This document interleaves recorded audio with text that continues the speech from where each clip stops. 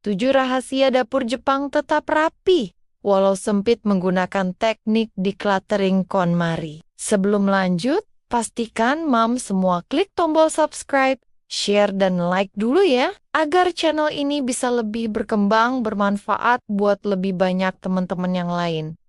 Terima kasih, dan yuk lanjut deh. Halo semua.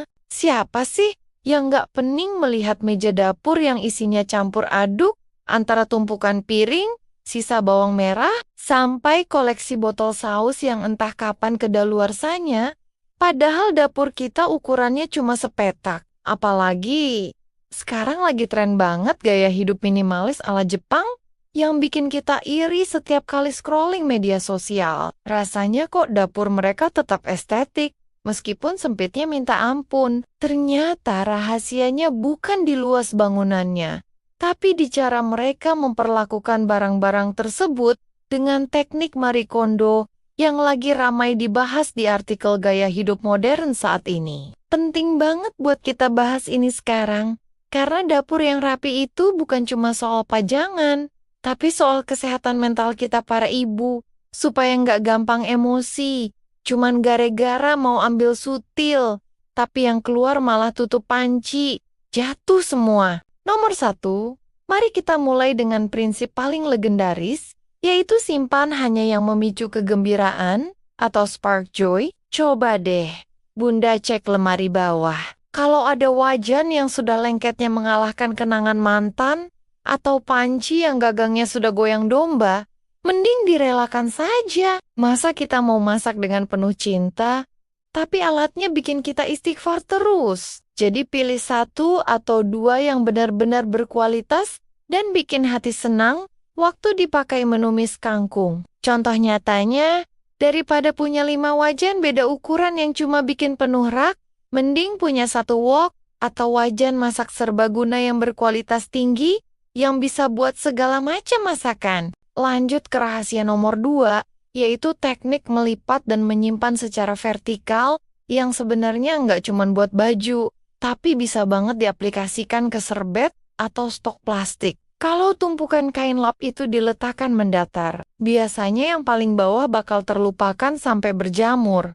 Padahal yang di atas sudah dekil banget. Dengan cara diberdirikan, kita bisa melihat semua koleksi serbet dalam sekali buka laci tanpa perlu mengacak-acak semuanya kayak cari harta karun. Bayangkan betapa indahnya hidup saat kita mau ambil lap meja dan gak perlu bikin drama tumpukan kain roboh menimpa jempol kaki kita sendiri. Rahasia nomor 3 adalah jangan pernah menumpuk barang secara bertingkat kalau tidak mau dapur.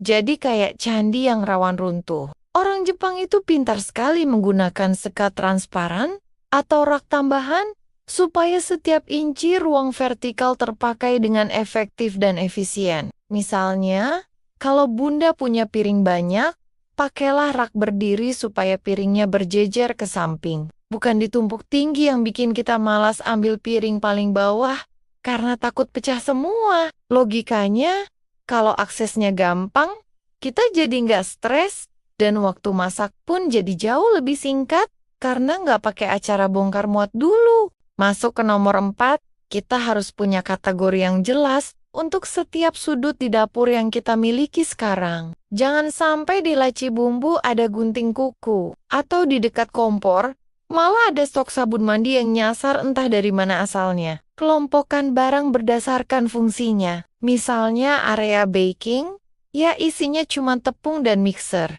Sementara area mencuci, isinya cuma sabun dan spons. Contoh logisnya, kalau bumbu dapur semua kumpul di satu wadah putar, kita nggak bakal lari-lari ke sana kemari cuma buat cari merica bubuk saat masakan sudah hampir gosong di atas kompor. Rahasia nomor 5 adalah memanfaatkan wadah transparan atau kotak seragam yang bikin pemandangan mata jadi lebih tenang dan damai. Botol plastik bekas selai atau wadah bumbu yang bentuknya beda-beda, itu sebenarnya bikin polusi visual yang bikin otak kita makin lelah setelah seharian urus anak. Kalau semua bumbu diletakkan di botol kaca yang cantik dan seragam, rasanya masak mie instan pun serasa lagi jadi chef profesional di restoran bintang 5. Ini cara curang buat bikin dapur sempit terlihat jauh lebih mewah tanpa harus renovasi besar-besaran yang bikin kantong suami jebol seketika.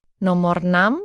Hindari menyimpan barang di atas meja dapur atau countertop agar ada ruang kosong buat kita bekerja dengan leluasa. Meja dapur itu tempat buat eksekusi masakan, bukan gudang untuk meletakkan blender, rice cooker, hingga koleksi kerupuk yang bungkusnya sudah melempem. Kalau meja bersih, kita mau potong bawang saja rasanya semangat dan nggak perlu sikut-sikutan sama botol kecap yang berdiri tegak di sana. Coba deh masukkan semua alat elektronik ke dalam kabinet setelah dipakai. Pasti dapur langsung terasa 2 kali lipat lebih luas dan lega, luar biasa. Terakhir, nomor 7 adalah ritual rutin decluttering atau bersih-bersih barang yang sudah tidak terpakai setiap 1 bulan sekali. Kita ini sering banget punya penyakit, sayang kalau dibuang. Padahal itu barang sudah nggak jelas bentuknya atau fungsinya buat apa di rumah kita. Ingat ya bun, dapur itu tempat energi makanan dibuat. Jadi jangan biarkan energi negatif dari barang-barang rusak menghambat kebahagiaan keluarga kita. Kalau ada wadah plastik yang tutupnya sudah hilang entah kemana, tolong jangan dipelihara terus, karena mereka nggak bakal bisa bersatu lagi secara ajaib. Kesimpulannya, menata dapur ala KonMari itu bukan cuma soal estetika semata, tapi soal menghargai diri kita sendiri sebagai ratu di dapur yang butuh ruang bernapas. Kadang kita terlalu sibuk beli barang baru buat menutupi rasa bosan. Padahal solusi sebenarnya adalah mengurangi apa yang sudah ada, supaya hidup jadi lebih ringan. Mungkin selama ini kita stres bukan karena kurang uang atau kurang piknik, tapi karena dapur kita terlalu penuh dengan ekspektasi dan barang yang gak berguna. Mari kita mulai berbenah sedikit demi sedikit dengan penuh kesabaran, karena dapur yang rapi adalah langkah awal menuju hati yang lebih damai dan tenang. Memang sih awalnya bakal terasa berat banget buat memisahkan diri dari koleksi cobek atau panci legendaris yang sudah berkerak. Tapi percaya deh, hasilnya bakal sangat sepadan. Jangan sampai kita jadi hamba barang yang justru diperbudak oleh tumpukan benda mati. Di ruangan yang cuma beberapa meter persegi ini, kita harus lebih pintar dari sekadar kolektor barang sisa, karena kebahagiaan sejati itu letaknya di ruang yang lega dan pikiran yang gak semrawut. Tetap semangat buat semua pejuang dapur sempit di luar sana.